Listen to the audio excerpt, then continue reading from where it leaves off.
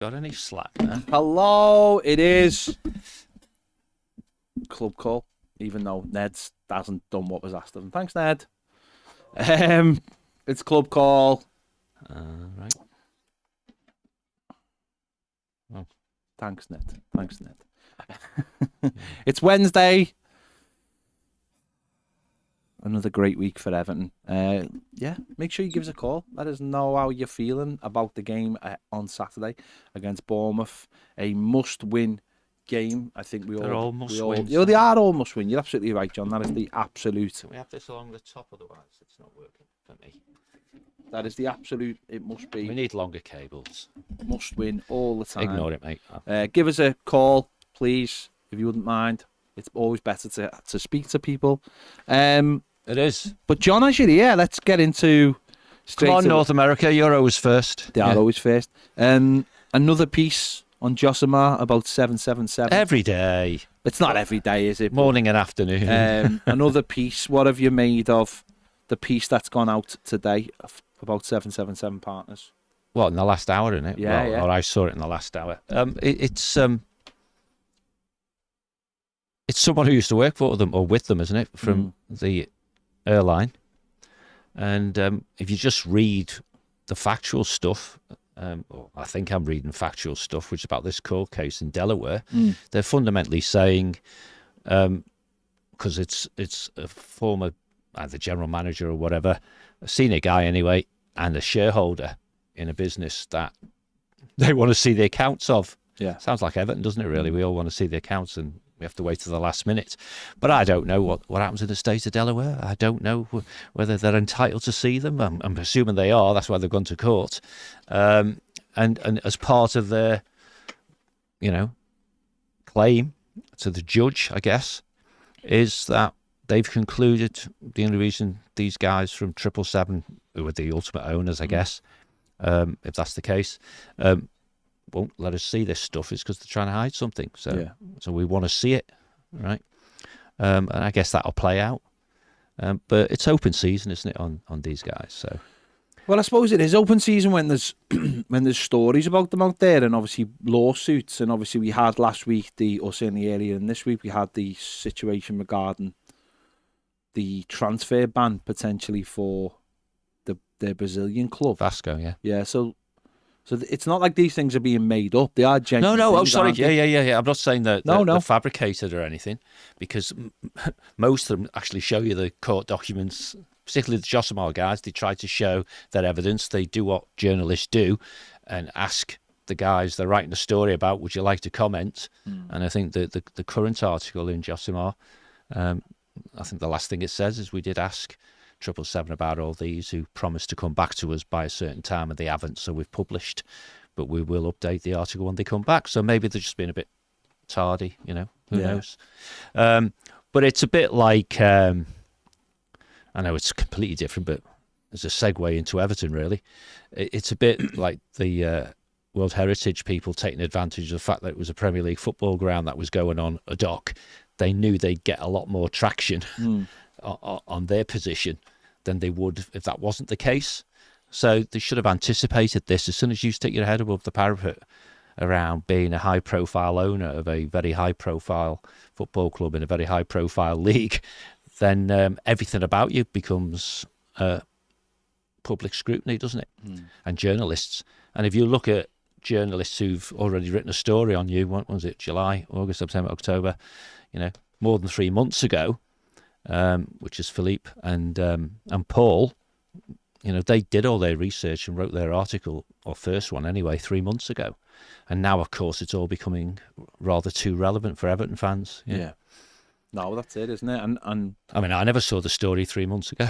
No, but like you said there, obviously more will come out, that even if it's been there for a while, because we've seen this straight to Everton, we've recycled stories coming out, the British basketball stuff, and they will, because it is a big story, and it will have an effect on the Premier League, or it does have an effect on the Premier League. You've seen the stuff yesterday from certain newspaper claiming that that 3 relegated teams are going to try and go after them for money, and you're going to get stuff that's true, and you're going to get stuff that's absolutely nonsense. Usually. But a modest amount of validation showed that wasn't true at all. Yeah, that's what I'm saying. Yeah, you're going to get some stuff that's true based on this, and you're going to get some stuff that's I think that's nonsense. The disappointing thing about that when people jump on a bandwagon. Someone like, it's always people call Matt, isn't it, or Mathew? That's why we call you Ned, so that you don't get tarnished by the same thing. But he's all right as well. But those guys, they just pile in with negative stories, and actually muddies the waters for the serious journalists who are doing the hard yards on research, because the potential is clear that everyone thinks, well, what is true and what isn't true? And you might have some guys over here telling nothing but the truth, but all this noise around it, which is an editor saying, give me 500 words, actually dilutes it all down.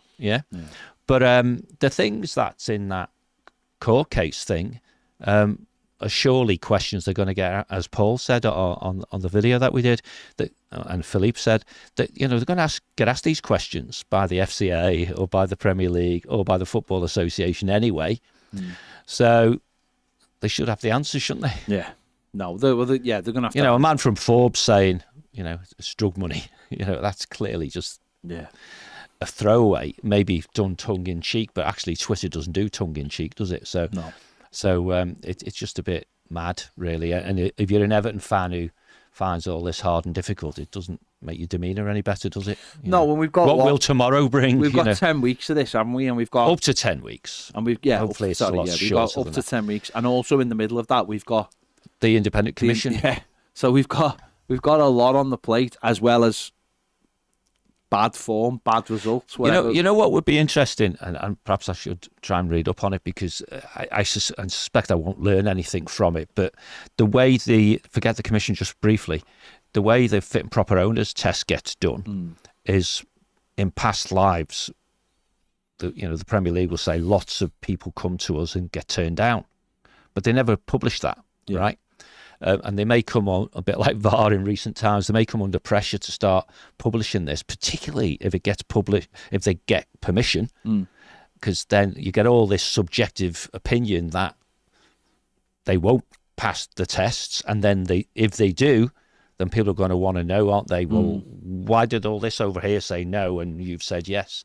And maybe, just maybe, the other way around as well. If they say no, it's got to be why, because you've got to imagine that being perceived formally as not fit and proper to own a Premier League football club will be fuel to a fire if you're, in Liège and other cities around the world. So it's a bit win-lose, isn't it? It's interesting, though, that the stuff that's being said about them, I suppose, in the mainstream media, it hasn't really, it's not really this kind of stuff, is it? It's not the Josimar stuff. It's not that real investigational journalism so far, is it? It's more just the things that are obviously on the surface, like what's happening to the, we spoke to a fan, you can see a banner at a Standard Liège game, that's a story. I don't think any of the real mainstream media have gone after them yet. No, they haven't. And really got under the skin like these Josimar articles are doing.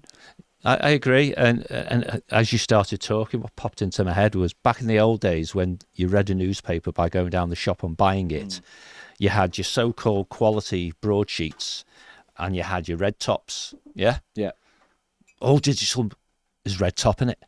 Yeah. Doesn't matter what the brand is. It's all click-based, it's all short form, it's all almost instantaneous, And so guys who've spent months investigating something are inevitably going to have a far deeper insight than somebody who sees a story somewhere else and is asked to produce a 500-word version of it. Well, it's strange that what's strange about that is, though, that no one's copied and pasted, which is obviously something we expect from the Red Tops now. No one's actually gone in and looked at these stories and gone, oh, we'll take a little bit of that and put it in whatever newspaper. They're just continuing to crack on with stories that can not be easily dismissed, but subjective. 777 can certainly control the narrative with a couple of phone calls or the football club can get in touch with people and go, that's not... Like the story yesterday, football clubs get in touch with 777, soon becomes apparent with a couple of phone calls that's nonsense. Well, that's an interesting one, because that's when presumably Everton Football Club did get involved, because its fellow shareholders in the Premier League allegedly writing to prospective new owners saying, and we'll sue your ass. Well, you can't sue the owners, so why are you writing to them? It's debatable whether you can even sue the football club, so why are you saying you're going to sue them? But journalists, or some journalists, don't look that deep. Yeah. And that didn't take long, guys, did it? It wasn't very deep, but they don't go that far, do they? They call it an exclusive. You know, if your name's Matt anyway, everything's an exclusive. And then it gets rubbished, you know, and then it's a bit like referee mistakes. There's no comeback, is there? They just move on to the next story. No one says, well, why did you publish a story which there was no evidence it was true? My auntie Mabel's brother's sister's dog walker said that she overheard in Costa Coffee, perhaps maybe this big tall guy who I think might have worked for this other football club, saying this. you know, that'll do. That's the staple of Everton's. That'll do. That's the staple of Everton for the last few years anyway, isn't it? So yeah, but you know, this one got dampened down very quickly. Yeah. But that wasn't really a 777 need to deal with it story, was it? Because it's just noise, isn't it? People writing to someone saying, if you buy this football club, we'll sue you. Oh, okay, good luck with that one then. Yeah. Do you not understand? It wasn't their club when it happened, if it happened. But yeah, it's what will tomorrow bring? You know? Yeah. What will tomorrow bring? Anyone out there who's got a gripe against 777, pile in now, because you're going to get a lot of traction with what you're saying, simply because of the profile of the Premier League, if nothing else. Yeah. That's not inciting it, by the way. Over there, Baz. Yeah. Listen, if you want to anyone wants to give us a call, have a chat about 777. Yeah, don't let me put these bloody things in with all the grief I had and then not use them. Someone give us a call, please. Bournemouth Saturday. Yeah. Is it, as we've put in the title? Did you mention that every game was must win, but having lost every home game so far, going into an international break, how more important is this, that we have to get 3 points, hook or crook, or by crook even? Well, I'll just go right back at you. Do we have to get 3 points, or do we have to not lose?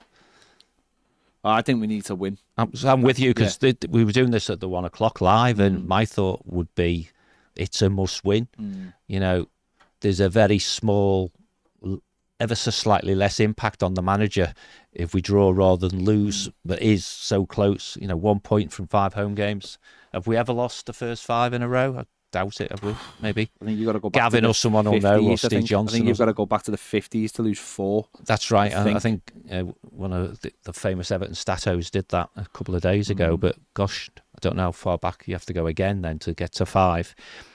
But that's not the point, is it? They've been against teams, including Arsenal, who didn't turn up and we have a good home record against, which we could and perhaps should have won all of them, you know, in a different multiverse. This weekend, it's I struggle to get it, because if this manager loses 5 home games in a row with 1 draw and one draw and 1 win away, he gets sacked, doesn't he? I personally don't see how a manager of any football club, not just Everton, can survive losing your first 5 home games of the season. I honestly, when your track record of home games at any time, losing 5 in a row, I don't see how anyone survives that. Klopp did, didn't he?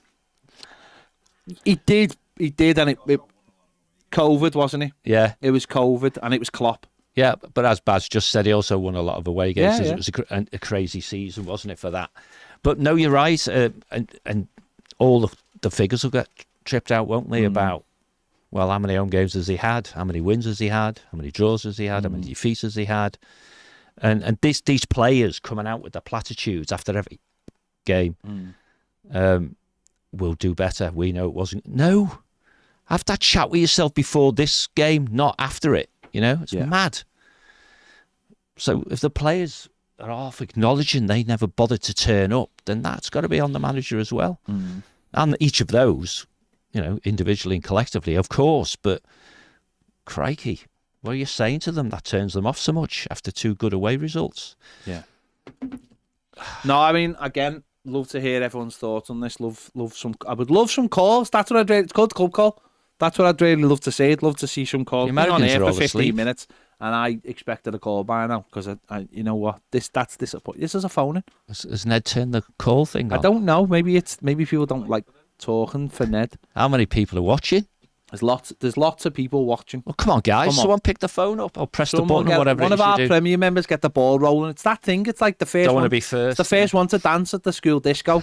That's what it is. No one wants to do it. Was it always you? No, definitely wasn't me. I was the fella standing next to it, the back to the wall, just going like that.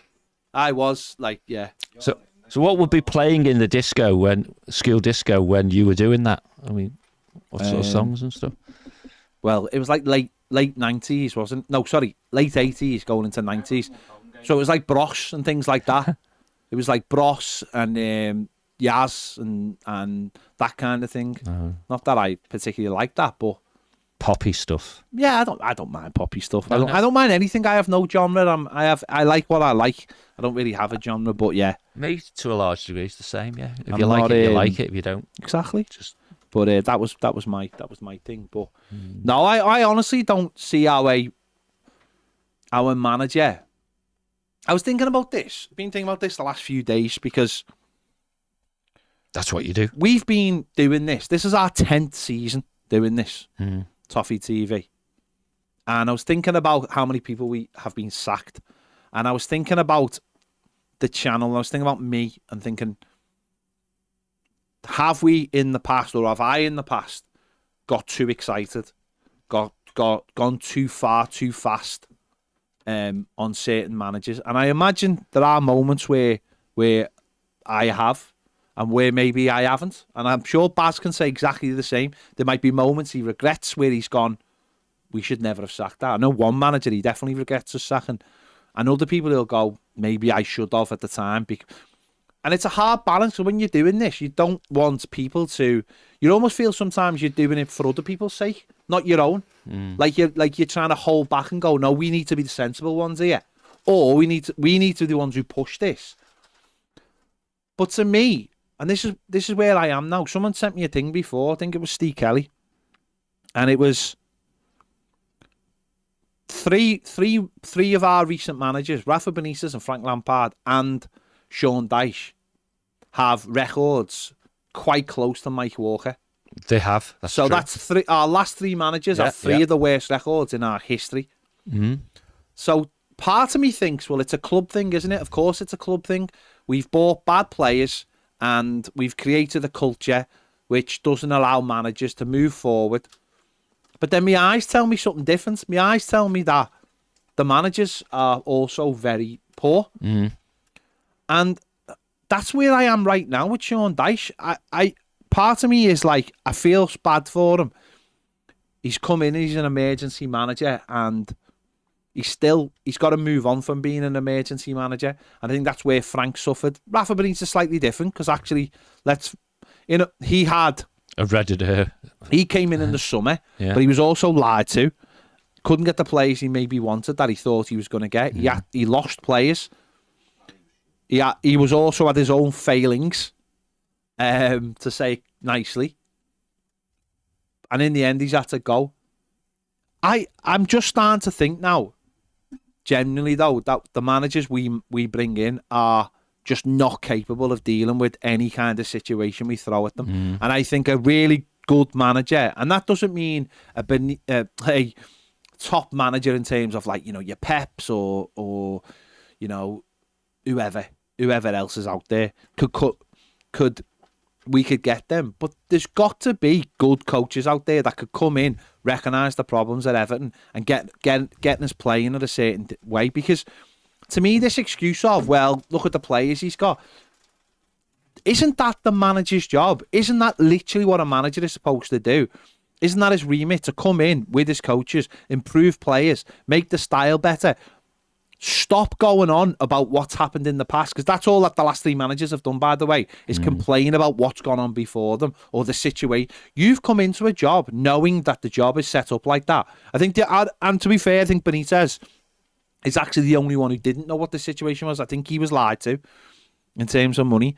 And I think at some point we need to get a manager who was actually a really good coach, a really good tactician, and stop pretending that they've got some kind of hard luck story, like, oh, my hands. To me, there's people in the Championship and below that who are doing much better jobs in much harder situations, because every day they go on the training field and make their players better. And I just think that's what we as a football club need to aspire to. Stop having this situation where we're like giving the manager get out clauses, because for me, the manager gets paid to come up with a situation where we score goals. Like this thing of, well, we can't score goals. Well, whose fault's that? To me, that's still the manager's fault.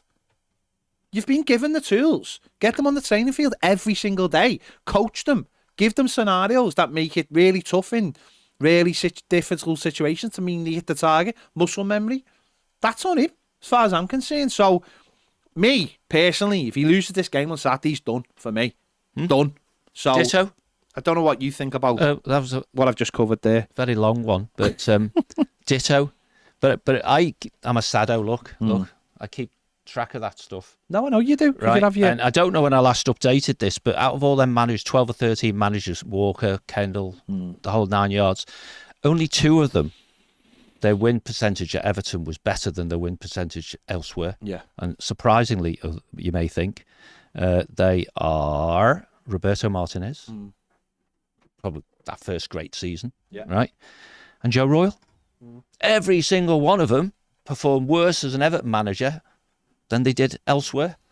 And as you started the story off, rock bottom's Walker, but you got Dyche, Lampard, Walter Smith gets in the mix, and Benitez, Allardyce, Joe Royle, and the others, Silva, Koeman, Martinez, Ancelotti, they're all better. Yeah. So each subsequent decision by Mashiri was to recruit a manager not as good as the one he just sacked. Now, that means it's something a bit more structural than that, isn't it? Because the point being, all of those guys had better performances elsewhere. Yeah. And not all of them, Ancelotti being an exception, had the luxury of coming from a so-called better team either. Yeah. So they proved they could do it elsewhere. And I just think, just like players sometimes find the shirt a bit heavy, the manager finds the manager's chair really difficult chair to sit in. And that to me, though... But the football club should help them. But that to me is another insight of that you're not good enough. As a person? Yeah. Yeah, but... No, if you... As an employer, part of your job is to... whilst I would always measure the manager on have they extracted the best from their... Let's call it from the people who work for them, i.e. the players. Yeah. Well, if... Dyche reports to Thelwell, is Thelwell getting the best out of Sean Dyche? And if he isn't, then is Colin Chong getting the best out of Thelwell? I just don't think that pretty bog standard 101 stuff in business actually applies, because football thinks it's special. Football thinks it's different. Football thinks you can gift qualifications to ex-players because he played for England or whatever. And there is no doubt in my mind that your Gerrards and your I'm being harsh perhaps, but I'll just say it, your Gerrards and your Lampards of this world get their badges a hell of a lot easier than some guy who's never played at elite level and has had to do the hard yards to achieve it all. There is. Jordan, we're going to come to you in 1 second. There's a system for it in this country, There's a system in this country for getting your badges easier. You can go to Scotland and you can go to Wales and you can get your badges a lot quicker than you can with the English FA. And I don't know whether the quality drops, but you're right, these coaches me and Baz have spoke about it loads of times. There's a documentary out there called Trainer. It's a German documentary, and it shows the way the Germans do it. And basically what they do is they do a course, and then your hours are when you're managing someone, and they come and regularly check up on you and make sure you're completing all your modules and you're getting your hours, and they're checking up on you all the time, because the way they look at it is that good German coaches will eventually mean the national team will have a great German coach, and also you're producing great players for the national team.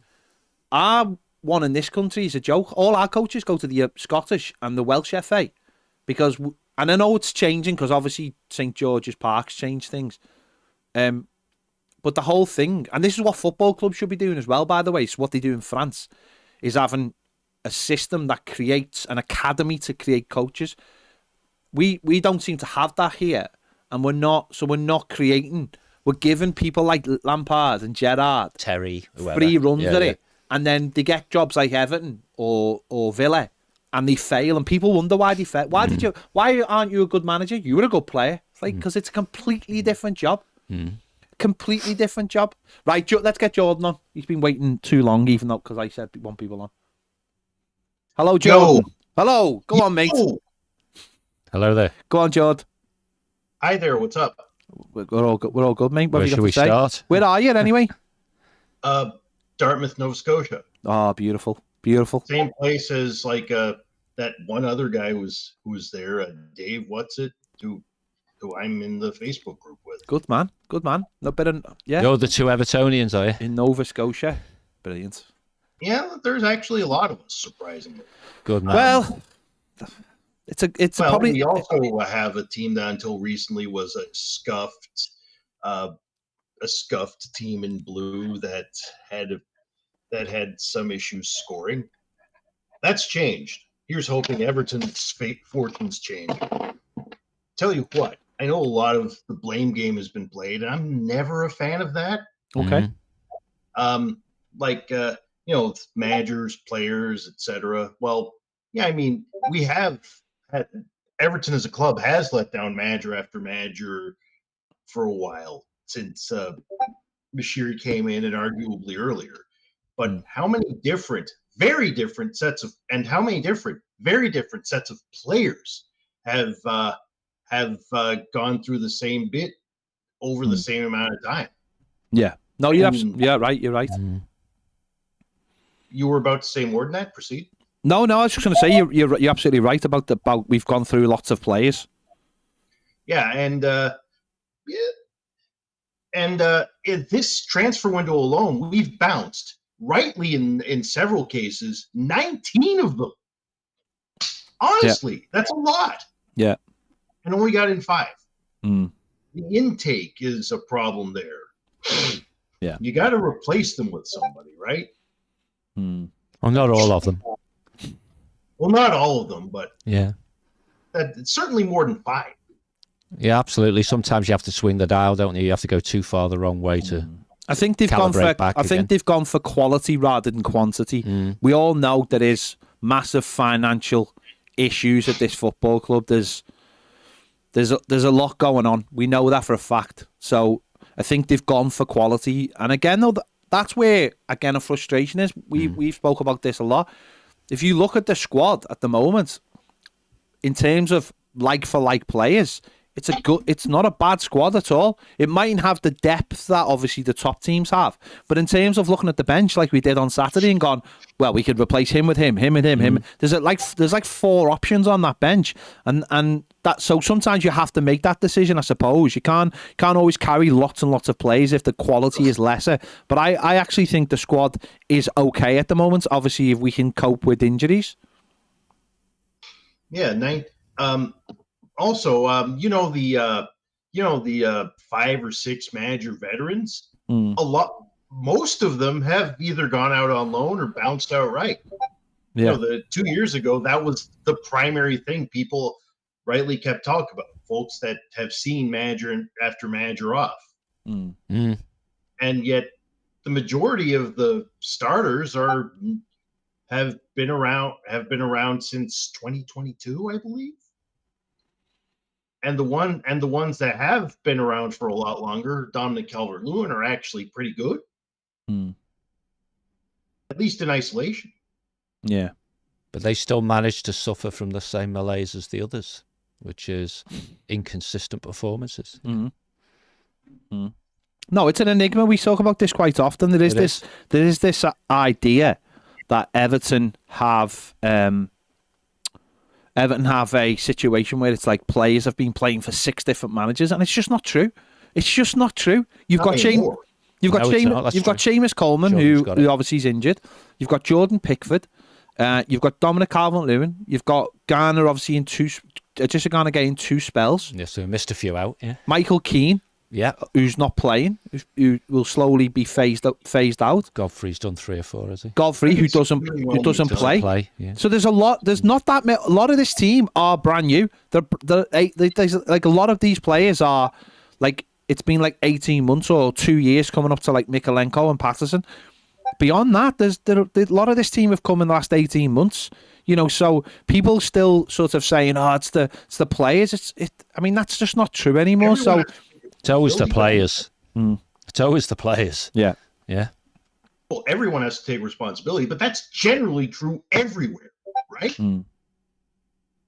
Yeah. It's not a specifically Everton thing. Yeah. I mean, like last year, closer to home, there had been a lot of these problems, but we got a new guy. We were careful to make smarter signings, even from lower leagues, like say the Ontario ones. And look, they're in the playoffs now. And they haven't been there before in a normal year. So, yeah. I think that go on. I think that there could be a way for Everton to recover. I just hope that I'm right. No, I hope you're right, and I think that has to start Saturday. Absolutely. John goes every away game. So he's seen all our best performances this season. And we away from home, there's no issues, is there, John? At all? No. I mean, there are issues, but there's no. But the outcomes have been a lot better, other than the not turning up at Villa. But since then, we've won 2 Carabao Cup games, drawn in the Premier League and won in the Premier League. And we've played well. And we've played well in each of them, to a degree. Doncaster was probably the worst performance, wasn't it? So, no, Villa was, but you know what I mean. Yeah. We got beanbagged at Villa. And then we came back to Villa in the Cup and showed them how it felt. Yeah. They got off light with you. No, absolutely, Jordan. So hang on, who's this team though? And you haven't even said who the team are. Who's this other team? This is the one that's closer to home. This is in the Canadian League. I think I've mentioned it before. Yeah, but this is an Everton channel, so I have been careful not to. It's okay. It's okay. It's not a problem. Go. Who is it then? Go on. Halifax Wanderers. Yeah. Okay. That's where the name Wanderlust comes from. Okay, which league did he play in? Canadian Premier League. Canadian Premier. Cool. All right, I'm going to look that up. And the league's like 5 years old. Yeah. Cool. Oh well, at least they're improving. At least you get a little bit of joy in your life. I know. Yeah. Yeah. Another thing about the problems. It seems like every time we improve one thing, another one goes to shit. And that's normally not how things work. Unless like people are overcompensating for one or another. Like over the past 2 years that I've started paying a lot of attention to Everton, our defense was the problem. Then the attack, then the midfield, then the defense. Then the attack, then the midfield again, and all the way through it, the manager. It's like whack-a-mole, isn't it? Yeah, absolutely. Yeah. It's like and every time it seems like our home form was garbage. Now our away form was garbage. Now our home form was garbage. Yeah. Now our away form was garbage. And it's like every time we think we've solved the problem, we've seemingly just moved it around. What? No, I know it is. It's like whack-a-mole. They seemed to solve one problem, like it was not scoring goals, wasn't it? And now we're scoring goals, and now we can't defend set pieces. And it's like whack-a-mole. This is the thing you're looking for, aren't you? This is what clubs in like who finish mid-table have.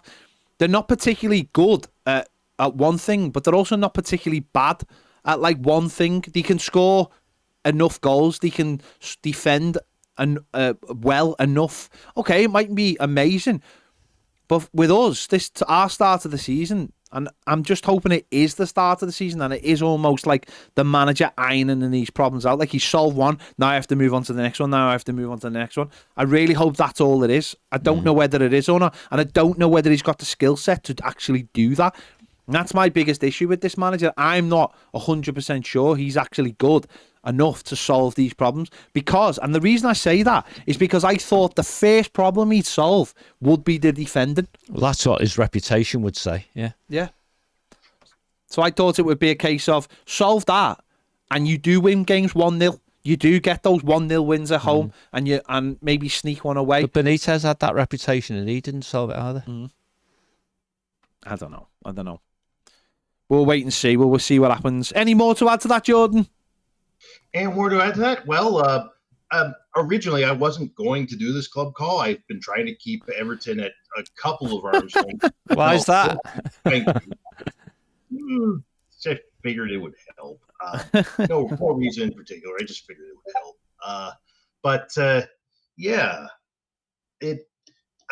But I still felt like there was a lot that I had to say that wouldn't just be waffle for a change. No, it's all right. And I figured I'd say my piece and then go back to, trying to keep it at the right length, the right distance for this time. Good man. You guys are too good. So I can't seem to help check on you. No, listen. We appreciate your call. We appreciate you kicking the phone in off and getting us going. It doesn't know what. If anyone wants to give us a call and just tell us what their day has been, honestly, I'm fine with that. You can throw in a little bit of Everton. Throw a little bit of Everton chat. What's the weather like? Let me ask you that. The weather over here is it's a decent fall weather, and I see someone's been waiting for a while. So over to him. Okay, thanks, Jordan. Cheers, Jordan. Take care. Thank you very much. Enjoyed the last game of the season. Yeah. Cheers, mate. This season finishes this weekend. Does it? Yeah. Does it? Well, he said they're getting the playoffs, didn't he? So they're fourth at the moment, so I guess so. Yeah. Well, the regular season. Find out who it is, Ned. We don't do strangers. The regular season finishes this weekend. If you're on Toffee TV Premier, by the way, make sure you update the app. There's a new function on it which works almost like WhatsApp, so I can put groups on there. Ooh. So make sure you're on that so you can have a chat about things. So don't always have to be in the comments. There's actual things. I've put a Bournemouth one on in there so everyone can have a chat about Bournemouth. And I'll put more on there. Is that the Patreon app? Toffee TV Premier app, John. Yeah, but when you go to the App Store, when you go to the App Store, yeah. Okay. So just update that if you haven't already. I'll do that now because I didn't know. So. Who's on there, Ned?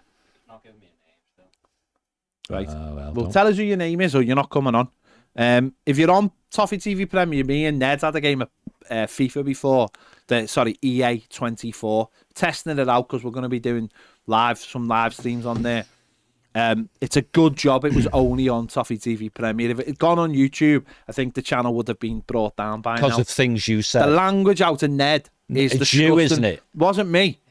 Some of the undertones from Ned, some of the things he was saying, because I had like a team from. It's the worst thing said by you. No, because no, it wasn't. No, it wasn't. Because you said something about a local footballer, and it's horrendous. And the poor person. People, he's grinning, so he clearly did. He clearly did. Put your camera on. Someone Italian a pasta dish. You're lying. You are absolutely lying. You. Some of the things you said something about a local footballer. She is not here to defend herself. She was slagging my team up and I won 4-0. It's not. Sure, I always had a bad day at the office. Won 4-0. Your microphone better not be on. What? That's horrendous. Baz is going to rewatch it and he's going to pick all of the points. Yeah. Well, I actually said on the stream that you can't say stuff like that. It wasn't much worse at all. You're lying. Anyway, have we got the caller yet? No, we left. Oh. People, if that doesn't make you watch it, nothing will. It was unbelievable. It was so funny though. When I came into the studio, the first thing Ped said was, "You missed the best Toffee TV ever." Well, but it's probably good that you weren't here. Put it this way, it was just me and Ned. Baz wasn't here either. So, have you not seen it yet, Baz? I was not going to sit here. It was very funny. It was very funny. So I've updated that app now. Yeah, so you can go in the community tab. I can do stuff now, can I? You can go in the community tab, yeah. Let's have a look at some of your comments. So I would like your calls because it is a call phone.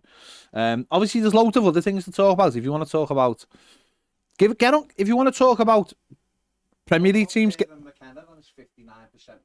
you want to talk about Premier League teams getting replays, get on the phone. I'd love to hear. There's no chats in the community. There is. There definitely is. There definitely is. Look, see. Well, maybe only you can see them. I don't know. There's other people because they've commented. Okay. Maybe it's logged me off. I don't know. No, I'm logged on. You should be in there. Let's have a look. Gary, what's it? The Evan Viking says, I haven't been around for the last 2 days, but I do have an update on the parcel situation and the mystery's gotten deeper.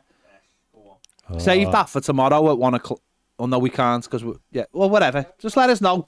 So Everton Viking, basically, very interesting story about him having someone's parcel in his house for the last 2 weeks, but no one came to call. And we told him he had to go and knock on the person's house, and he'd been missing for a couple of days. So we were obviously worried that he'd knocked on the person's door. And there were consequences. But he's okay. He's put a little thing on Facebook to say he's safe. He'll be out of hospital soon. Mick says, I don't see anything wrong with talking about replacing the manager, but the speculation just gives the players the power to get rid, I think. Well, then I suppose, John, it's up to the players on Saturday to roll up their sleeves and say, this fella's a good fella, this fella's a good manager, we're gonna be perfect for him, we're gonna get the job done. And that doesn't mean going out there and beating Bournemouth 5-0. That means rolling up the sleeves and saying we're not conceding today, like they did when we played them at the end of the season, when like it was a life or death situation.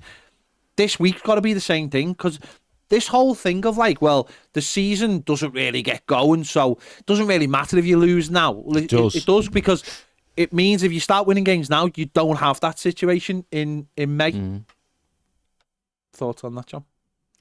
I don't think you can pick and choose when you turn up. You know, and I think the PR guys almost should say to the players, well, I guess the players get asked questions, so they answer them, but personally, I'm just fed up to the back teeth of listening to players saying, oh, we let you down on Saturday, it won't happen next week. It's just pointless. Yeah. It's pointless. But it was Dominic Calvert-Lewin It was week, DCL this week, but it'd be somebody else last week or the week before, and hopefully not next week. Yeah, Dominic Calvert-Lewin obviously this week was doing the old, well, it's your turn, which we'll do. You know, we'll make sure that doesn't happen again. It's like, no, you should have made sure that didn't happen on Saturday. Sick of the spin of it happens after every Everton game we lose. One of the crowd fan favourites comes out and says, "Oh, we'll make sure." And no, just win games of football. That's all we care about. Start the game quickly. Do what you did at Villa. Do what you did at Brentford. Neither of those teams could cope. You know, with the closing.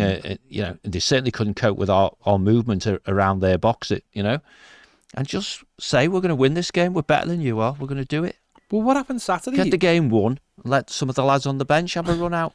What happened on Saturday was, John, which was completely different to the two away games, was the two away games we played. We did the plan for the entire game.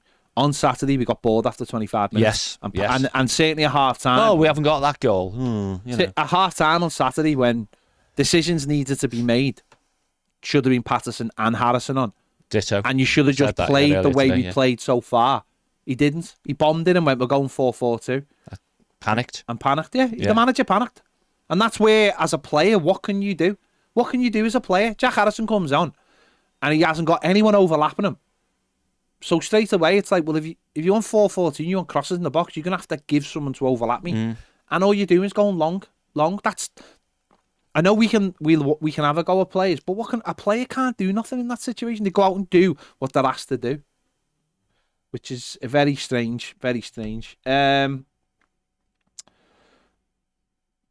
Smith says, "All right, lads, peeing ourselves before watching the me and Ned, me and me lad do the same." Yeah, Stan, those shouts shouldn't have been said by Ned.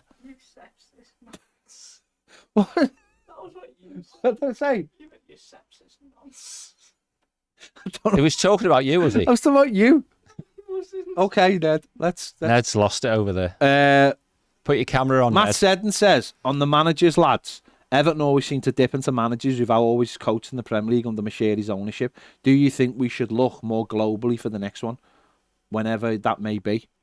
What do you think, John? Globally for managers? Yeah.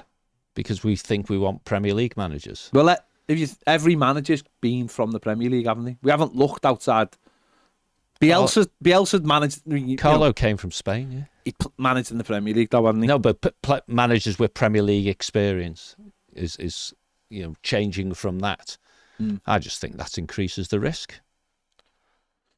Well, there's plenty of good managers out there who've got Premier League experience. You don't have to we don't find an American or a South American or a... No, but look whatever. at like De Zerbi, or look at even like when Graham Potter went to Brighton. He had no Premier League experience. He barely had English experience. You've got other clubs take chances. Other clubs, all of them. Arteta going to Arsenal, he hadn't managed.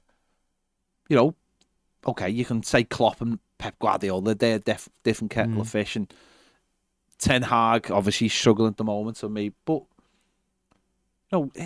you look at around a lot of them, and there's quite a few goals. Take Brighton as an example, because they have been able to build a proper structure, haven't they? From coming up from the Championship, what have you, into the Premier League, low expectations, probably early doors, stay in the league, build a proper coaching, scouting, blah, blah, blah, all that good stuff. Ownership means that early into data, yeah. Employee of the owner is at Brentford, so same journey really. And they're now in expectation time, aren't they? And so it'll be interesting to see what they do when they change the manager, because if you put the good stuff in place, which they have, and then you start neglecting it, it actually takes quite a while before you really suffer. Yeah. And that's an opportunity to pull a chain and think we need to go back to doing the right things at the right time in the right way. Look how long it's taken Farhad Mashiri's behaviours and, inept boards and the like to get Everton to this position. Yeah. It's taken, I know people will say it's decades, but the last 5 or 6 years has seen a serious decline, hasn't it? But 5 or 6 years of getting managers wrong, getting players wrong, and so on. Because, as I said earlier today, where pace gets you out of trouble in the Premier League, money gets you out of trouble in the Premier League as well. Yeah. But when that money dries up, you find yourself in a right mess.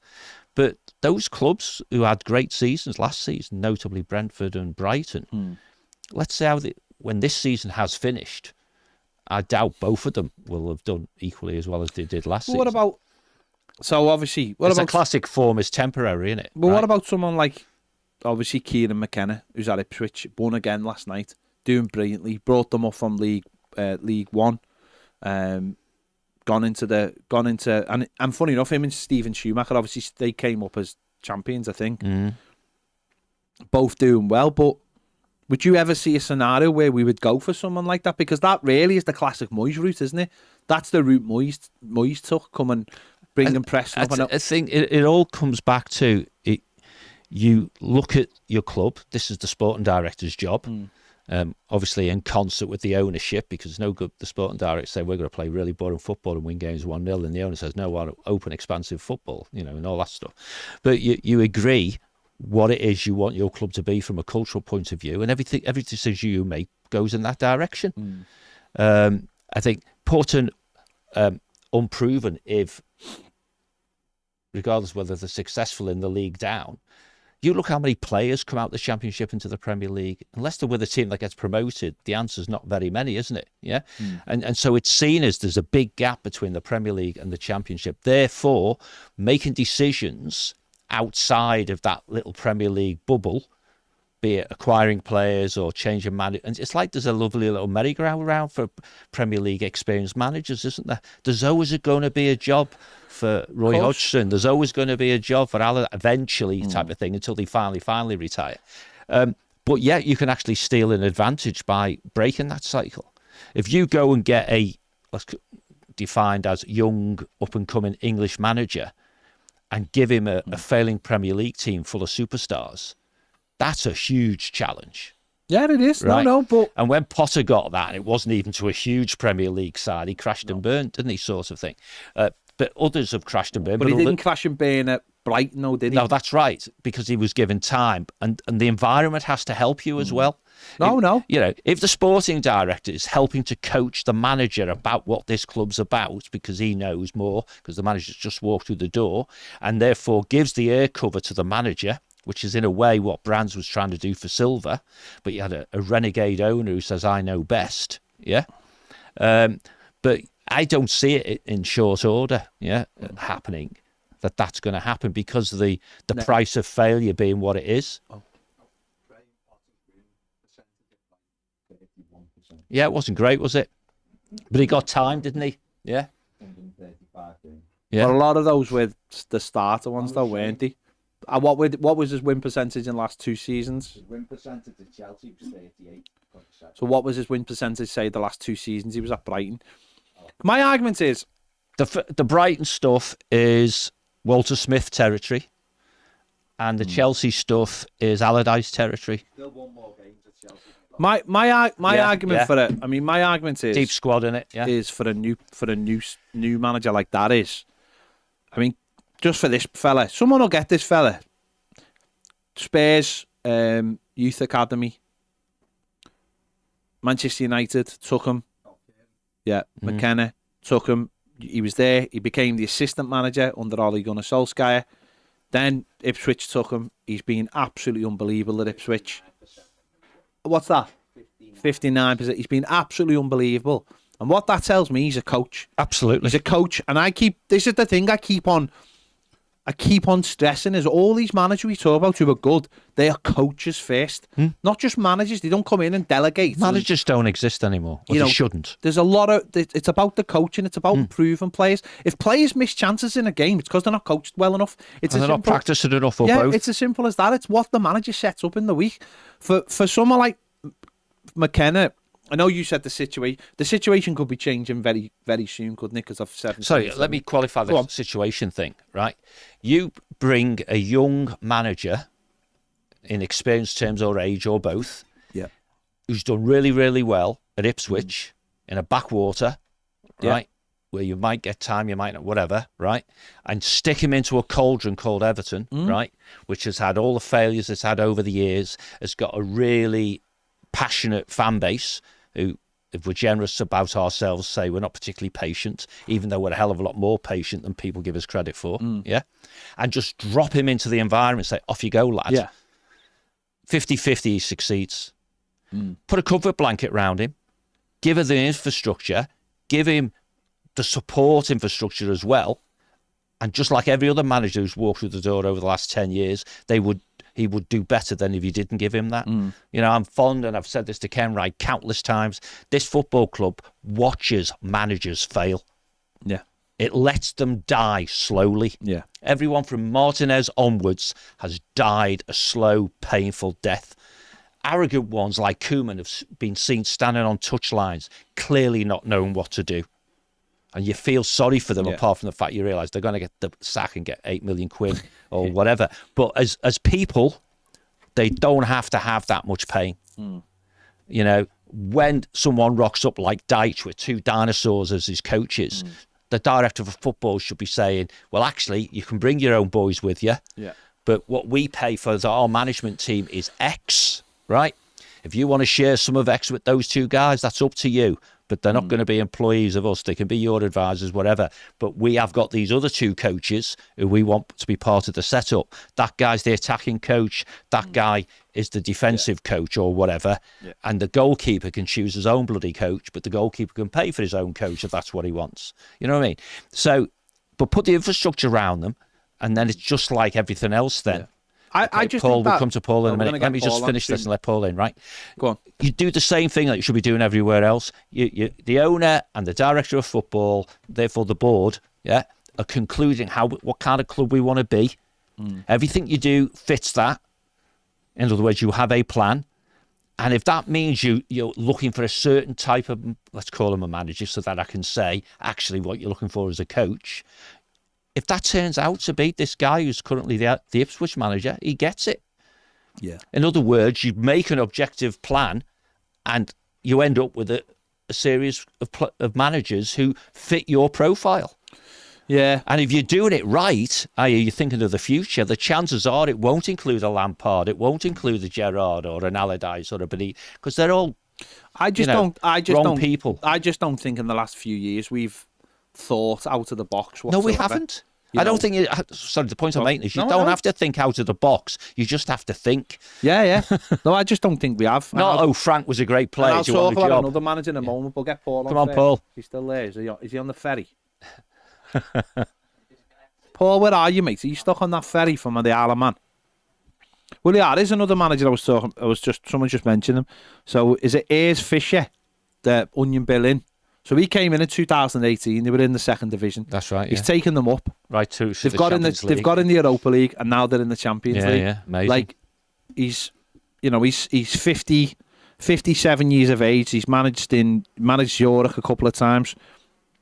But as a coach, and people might say, well, this is just a one-off. He's just doing really well with the team or whatever. But there's a trajectory there. There's getting them up, doing well in the Bundesliga, going into the Europa League, and then going into the Champions League. Yeah. And I just think these are the people that we've got to seriously start looking at, because the people we're looking at, as far as they're just not good enough. They're all different. They're all just Sean Dyche to me is just a firefighter. There's been no selection to a plan. No. Right? Bielsa, Dyche. Yeah, exactly. The timing makes it all inevitably reactive. January is our month for change of manager, isn't it? Right, let's get Paul on. Paul, are you Paul. there? Are you all right? Hello, mate. You're okay? Mate, yeah. Yeah. Just got back off the ferry, mate. I was going to say, are you dry? I won't talk about any secret meetings, don't worry. Are you back? Are you back here on Saturday? No, I'm not. Oh, okay. We might win then. Couldn't take that again. We might win. Go on. No worries. So speaking just about Saturday, I'm just wondering what your thoughts are. I never ever want Everton to lose, right? So start with that. Don't go there. Yeah, Paul. Don't go there, mate. Go on, Paul. If you're looking and saying, like John says all the time about if you're gonna fail quickly. Do we think? Oh no! Oh, is he gone? Was he just about to say if Everton get beat? Should Everton get beat on Saturday? What's going on with the Isle of Man? It's back, but it's choppy. I can't hear nothing. It's reconnecting. Come on, Paul. He lives in Ballymore. That's the problem. He's there, but he's lost his sound. Come on, Paul.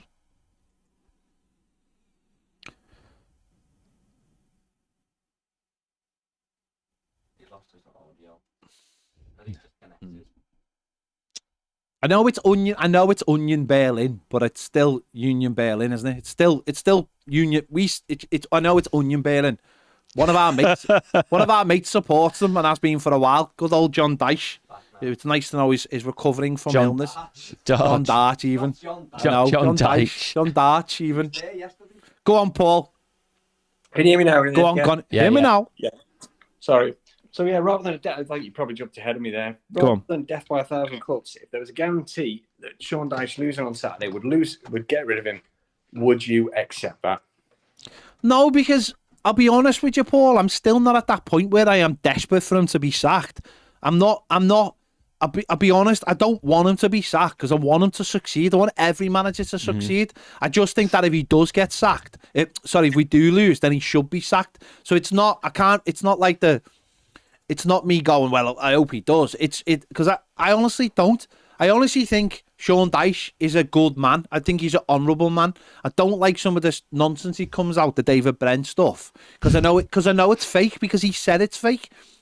I've said this before, I'd love Sean Dyche to do stuff with the fans and actually sit down with them in a room for Everton and talk properly without the need for spin or buzzwords or whatever. I do genuinely think he's a nice man, Sean Dyche. I've got nothing against him.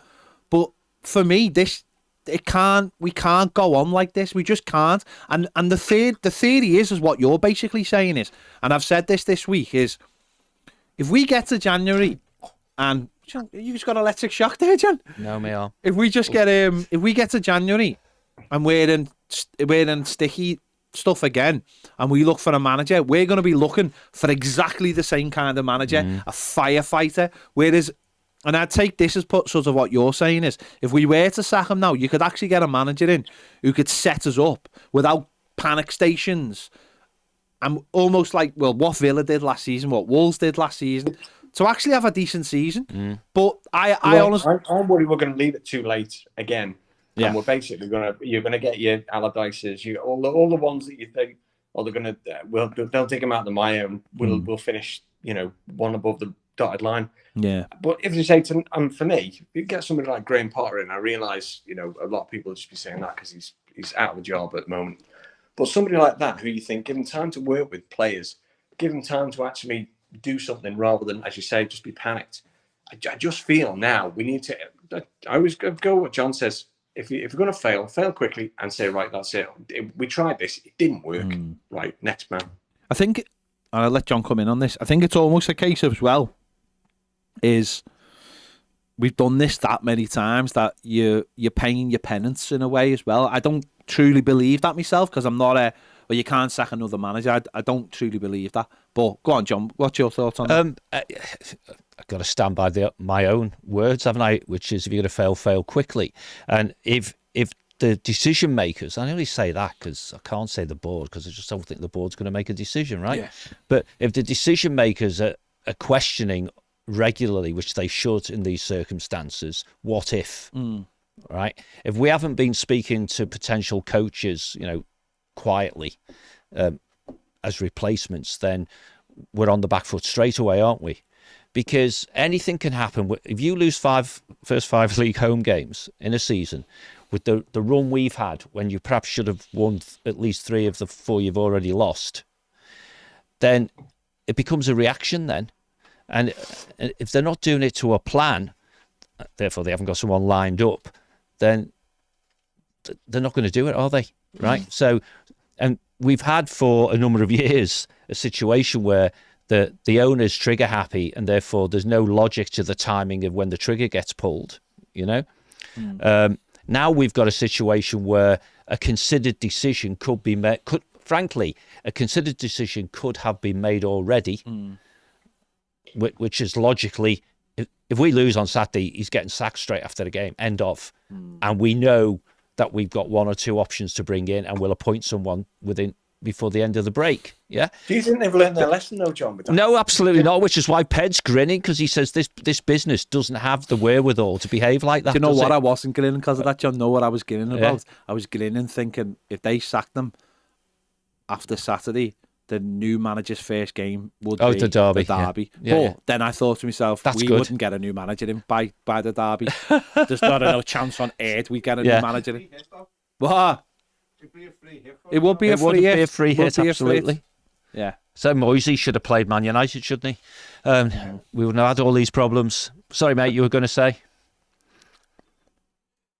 Have they learned the lesson? I think you said, didn't you? Yeah, sorry. I said, do you think they've learned the lesson with lining people up? Like I hear you talk all the time about saying, well, if we were to sell player X or we'd get rid of manager X, we'd have a list of who we want, who will play the type of football we want to play, have the right foot, the tactics that we want to employ. So essentially, we bought all these players that will work to a system.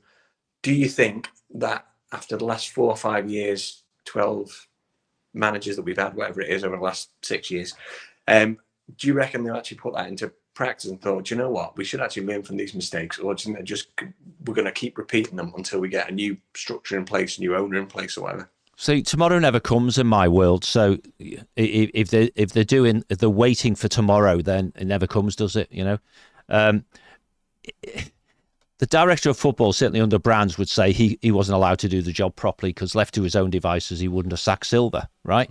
So for the first time, a managerial decision is going to be made probably without the hands of Farhad Moshiri being on it. And then you look at who the board is then, right? If you're saying Spellman and Farhad, John and Farhad, they're sitting by the exit because Farhad sold his shares as far as he's concerned. So it's not down to them, is it? Bill Kenwright's, I think, probably still in hospital and probably not down to him either. And with the best will in the world, I don't think Colin Chong's going to decide who the new manager is. So it all comes down on Kevin, right? But he still has to have it ratified because of the financial implications. Yeah. So we appear not to have the structure in place and the people in place right now to make such a decision. Yeah. Now, maybe Don Dransfield will offer his, non-qualified opinion, right?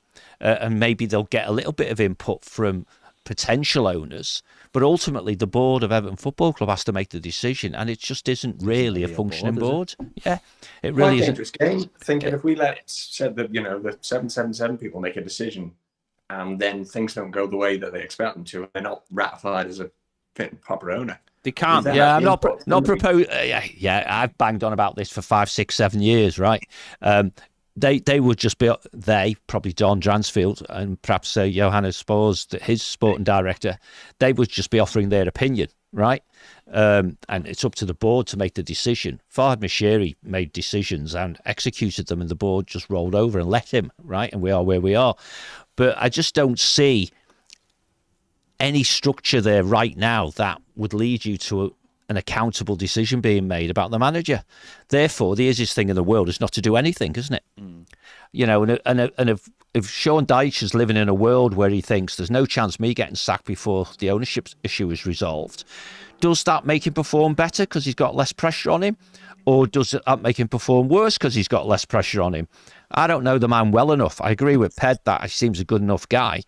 But a good enough guy who talks gobbledygook, knows he's talking gobbledygook, and continues to do it because he thinks it makes him look smarter. That can't be why he's doing it. I've said this a million times, though. You've got to humanise people. Of course you have. It's got to be Sean, not Dyche or the manager. And I do know for a fact that, from what I've been talking to people, that he is a nice person and he is funny and he does communicate with some of the media people in a really nice, positive way, and he does want to. Of course, he wants to succeed, but let him create that bond. Then try again. The club, everything's at arm's length.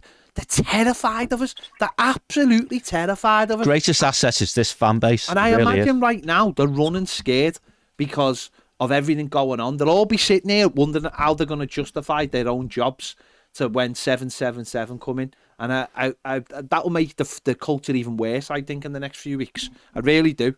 Because they'll be like, do you not think the problem that we're going to have is the fact that he's now been in position, 9, 10 months? If the fans don't have that bond with him, by the time that they decide, right, we want to open up the Sean Dyche to the fans, he'll already be on a sticky wicket of the fact that everybody will be sick of the fact that Everton are losing and not doing well. They won't want to give him that opportunity and they won't want to give him that chance. Well, that's the point, though, isn't it? They've already missed the boat. Yeah, they've already missed the boat on this. They've done this. Everton are too cautious because they're terrified of us as the fan base. And as John just said, we're the most important thing. You messaged us the other day. You were the most valuable. Well, yeah, but. Paul messaged us the other day. He got the boat to the game from the Isle of Man, got soaked, rough weather. Then when the game's finished, when it's pissing down, he has to get back to the boat because of the weather. The boat time has been moved up. So he's got a leg back down and he had to go home 3.5 hours on a boat in that weather on which we all experienced on Saturday night, trying to get home from the game. That's what fans do. Definitely. Fans go to away games in the same manner. You last Wednesday going to Villa in M6 traffic on a Wednesday night and all that kind of thing. We'll do anything. I've seen people who went to the under-21s game on the Tuesday at Burton and then went to Villa on the Wednesday. Our fans are nuts. They are nuts. And yet they're treated like shite. And a select few get let in. Oh, they do, don't they? A select few are like, we'll do this for you and do that for you. The rest of us get treated like shite. And that's the truth from this football club. They're terrified of us. And it's that... If I was 777, when people go, why is 777 talking to fans? They're talking to them because they may just understand that we're the ones that'll make or break them. They understand. Why are they talking to the ESC? Why are they talking to that fan group? Because, mate, that's how modern PR is done now. That's modern PR because we've got a club that maybe if it spoke to its fans in January and come out and sat down with them, we mightn't have had all that trouble. But no, really little and quick wins, aren't they? Oh, totally. And you use the right phrase there with quick wins, because when I was with Don Dransfield last week, and I said at lunchtime, crap drop. I'm not going to say what he said, but one of the things I said to him was exactly what you just said, Cole, which is there's some quick wins there. Yeah. There really is quick wins, be it to do with shareholders putting general meetings back in place, being with fans, actually engaging properly, meeting with them, encouraging the director of football to do these things. All that sort of... okay, we're selfish, dealing with the independent media types as well. Well, Baz went cap shopping with Josh Wanda. Well, there you go. He went cap shopping. It was incredible. Yeah. When's that video out, Baz? Look at him. He's sitting there with his head. Don't bring me into this. But in all seriousness, we as fans would say there's a fair number of quick wins, low-hanging fruit, if you like, stuff the old regime would never do. Yeah. Do it just because the others wouldn't. This is why on this channel we've been consistently messaging for the club to bring Alan Myers back, because he took the words out of me. Because he understood. He understood all this. He understood all of this, and whether people thought it was cringy or PR or whatever, he understood all of this. He understood. Still does, I know. He understands that if you get a load of Evertonians in a room chatting about stuff and talking to the manager, know what they'll all do? They'll all go back to social media and tell everyone how brilliant it was. And then the following week, he'll do it again. And he'll do it because Alan... with a different group. Yeah, because Alan is inclusivity. He wants everybody to have a go. He wants everybody to see... Yesterday was funny enough, yesterday was the 10th anniversary. I found it because it popped up on the badge vote, which, let's all be honest, was rigged to hell, because the other two looking back were absolutely crap. It was massively rigged. But the first thing he did was come in when I was on the Blue Room, had a chat, brought the badge in, and he actually gave me, and I've still got it, and it's probably a photocopy, but he gave me the official Electrum Forum votes. Which I've still got. Oh, is that the one you put on? Yeah, I've still got that. He gave me that. I said it was probably a copy, and he probably give one to everyone. Although I don't know anyone else who's got one. But he gave me it, and he was like, "This is the badge," and he brought in the pictures, and he was dead open and honest, and he went round. Remember when he was knocking on people's houses because people were like, "Me our fella doesn't need to vote," and he was knocking on their houses, going, "Do you want this?" And he took because it was brilliant PR. The board thing, didn't he? Oh, Which man, ones you like? 10 years ago, he was streets ahead of them what they are now. The Tea Party. Bring back the Tea Parties and everything. It annoys me so much because one person at our football club could not take that they liked him and didn't like them. It annoys the life out of me. And where are they now? Gone. In Wales. Honest to God. Drives me mad. I'll finish up the call now, but just people they need to get two people they need to get into Everton Football Club. One of them's Alan Myers, other one John Blaine. Oh yeah, God. Anyway, fair enough. Myers and Blaine. Anyway. That sounds like the kind of people who brought down the presidents in the 70s. That sounds like nice one, Paul. Nice one. Myers World. What are you saying? No, I can't say that. I didn't accuse them at all. He didn't say that. He said again, the kind of people. This is because you have no grasp on history. And two men literally did bring down the president in the 70s in America. No, they didn't. No, they used a pen. They were journalists. No, they were. No. Again, no. Yeah, Ned, what does Watergate mean to you? Oh, my God. Watergate? Yeah. Oh, I know about that. Yeah. Go on, then. I don't know the whole Watergate just give us the gist trial, but I know it was the first big trial which used audio forensics. I learnt that in uni. Do you know what Watergate is? No, he doesn't.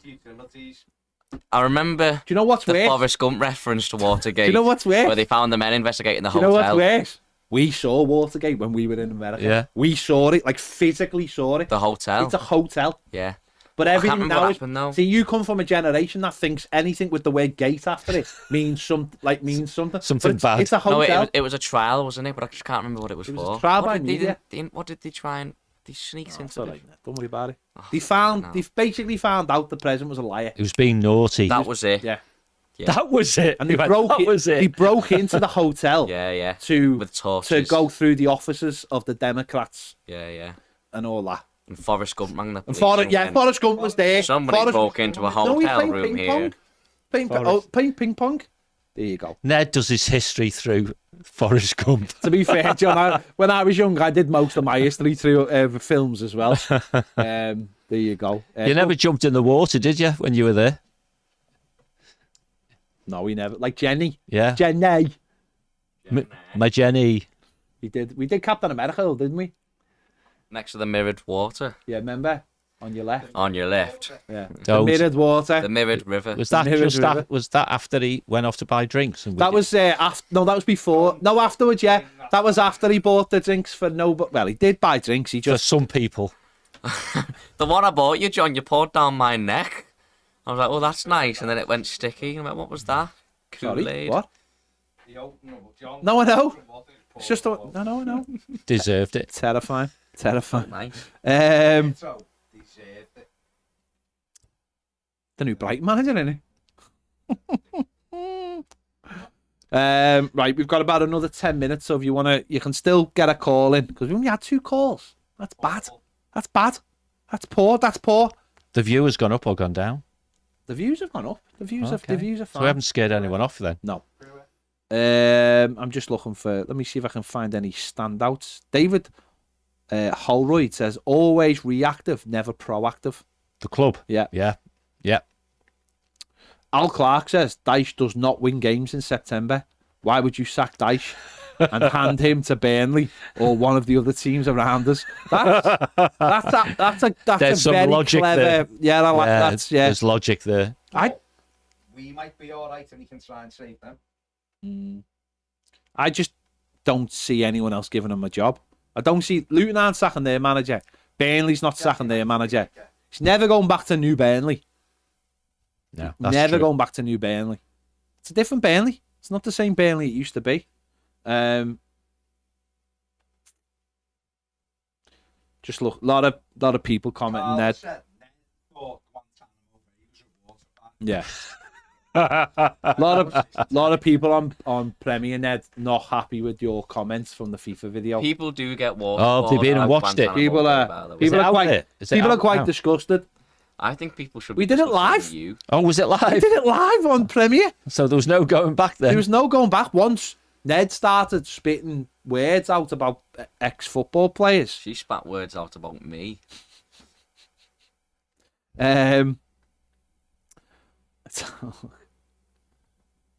Stan Smith says we need to pick a direction. We're scattergun at best. We've no money, so we need a coach, someone to actually get the best out of the majority of what we have squad wise. Absolutely, that's their job. Yeah, agree. Jordan Thomas says that answer you mentioned on 5:45. Your time absolutely reeks of a player or group of players being on the spot by an interview before they're ready to respond intelligently. What was that in reference to? It's about DCL, I guess. Oh, yeah. But it came out a couple of days later, so... Yeah. So I don't think it was an instant match reaction like Ped does. They love my instant match reactions at Everton. They love them. The key is instant, isn't it? The steward was like, couldn't be any nicer on Saturday. He was like, have you done your... He was like to the fella, he was like to the others, he was like a head security fella. And there was another one, he was like, that's Toffee TV. You don't tell him to leave. And the mad thing is, I haven't even done any... I've been going outside to spare anyone's blushes, but I wasn't going outside on Saturday because of the rain. Rain, yeah. So I just sat there and he was like, are you okay? And I went, I'm done, I'm fine, but thank you. And he was like, yeah, you let them... I was thinking, what the hell? Who's told them there? Well done, whoever it was. Willie Young says, will take us down. Losing to one of the worst teams the Prem has seen is the warning sign. And of course, Burnley beat them last night. Luton beaten. Late on. And I think people will look back at that result and just go, how? No, how did that? Yeah. How? I think at the moment it was like, oh, Luton have built up to that. They've been getting better and better and better. But I think people will look back. It was like when Norwich beat us, and it was their only away win of the entire season. And people look back and go, how did that happen? How were we that bad? Everton Viking says, we bring in average managers or poor managers and expect them to improve, but they can't. We aren't savvy with our appointments and we're scared to take risks. We take what we see as a safe option and we make the wrong appointments consistently wrong. Only manager I regret sacking is Silva, but we should have been forced to get a better assistant manager. That's what we've always said. So thank you for listening. I genuinely think Silva was unlucky with injuries and Garner going. I don't think he would have got us relegated, but he should have been forced to get better staff. I agree. He should have been helped. No, you're right. Forced is maybe a little bit crowbar-y, but yeah, it helped. Well, forced would have been better than doing nothing. It would be forced not to have Bowen Morton. Yeah, if you want this job, you can't have him as your assistant. Yeah. And if you want to be moral and stay unemployed or whatever, feel free. Yeah. But it was, I mean, people often forget that. It's the minute he let his assistant manager go, he was a very experienced man, a man who he obviously turned to, and brought in an inexperienced guy to fill the same role. Then who did he have to turn to? You know, it was often said, it was so, you know, that it was a bit cliquey anyway. But, and surely they should have been looking at someone like for like, because he was a young manager, he still is a young manager, not loads of experience, going through a difficult spell at the biggest, certainly the biggest club in this country he'd ever managed. There should have been guidance, like you said, there should have been that. And also that was when basically Marcel Brands' time was basically coming to an end. Well, it told everyone that he really didn't have any power. That's right. So, yeah, sad. It's a shame. Good coach. And he's a better coach now because of the experience he had at Everton. Sometimes you have to go through bad times to get to the good times. Really nice man. Like Andy in Shawshank Redemption. He crawled through the pipe. What are you laughing at? He had to crawl through poo. What's he say? He's genuinely on form today, you know, with his little one-liners. Because they're not funny, but he thinks they are. He's laughing, but he's giggling away. He did have to crawl through poo. He crawled through a pipe of poo. That was like 5 football fields long. Have you got your mic on? Yeah. Oh, no. And he fell out the other end. And he did. And he ended up on a beach in Mexico. Spoilers. Supposed to do the spoiler word first. No. If you haven't seen Shawshank Redemption, it's been out for 25 years. I can't help you. Well, there's 2. Is there 2? Of course there's 2. 2 Shawshank Redemptions? Yeah. What? Go look it up. There's not 2 Shawshank. What are you talking about? Okay, carry on. There's another film called Shawshank, or there's a sequel? No, same film done twice. Oh, okay. What, like a director's cut? No. Look it up. One from like the 50s or something. A long time ago, yeah. Oh, okay. Well, that's all I need. Same film. Yeah. We're Tim Robbins. We're Team Robbins. Team Robbins. We're Team Robbins. Big T Rob. The Blues says, I think Macheri would just say, pay it yourselves. I don't know what that's in reference to.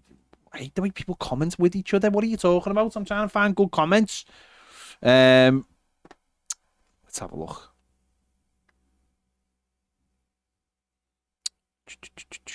DV says Luton was a must-win game. Bournemouth is a must-win game.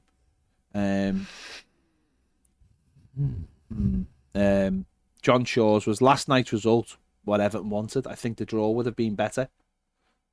Baz wanted Luton to win. Oh, it was me who wanted Luton to win. Okay, sorry. On the basis that would be the only 2 wins they're going to get all season. So. I'd rather have Burnley, who've got a better chance of getting out, being just 1 point. To be honest, either of them will get more points for that. Oh, I think so, yeah. I think you're right, Baz. Clearly, we'll batter Burnley at home, won't we? Clearly. Twice. Yeah. Well, Burnley proved last night, you play decent football against Luton, you're probably going to win. Rather than hoof the ball like they want you to. But again, that comes down to manager having a plan, isn't it? Yeah. Right, last couple of minutes. Let's have a look. None of yous are calling in. Yous are all rubbish. The board. James Warland says, after last week, Jack 100% hasn't watched Shawshank Redemption. 100%. Honestly, if it didn't happen last week and it wasn't before he was born, and it wasn't on TikTok, Jack hasn't watched it. Yeah, before he was born. I know we watched films before we were born, but even so. Colin McCourt says, I do keep wondering what would have happened if we'd gotten Bielsa. I think at the least it would have... we'd have sacked him. We'd have had an identity, and 2, it would have been a wild ride. Ha ha ha.